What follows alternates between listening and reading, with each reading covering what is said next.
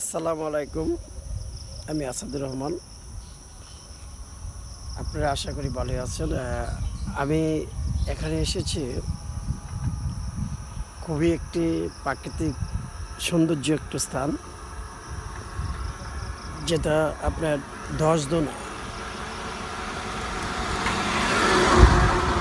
দশদোনা high school সংলগ্ন, এবং দশদোনা যে বৃদ্ধাশ্রম আছে, বৃদ্ধাশ্রমটা আপনার এদিকে।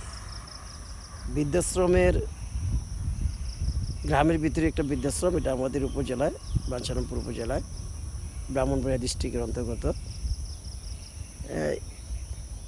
এই বৃদ্ধাশ্রমটি আপনারা, আমার যে আঙ্গুলটা দেখাচ্ছি সে ঠিক এই বরাবর, এখান থেকে প্রায় 1 কিলোমিটার দূরে।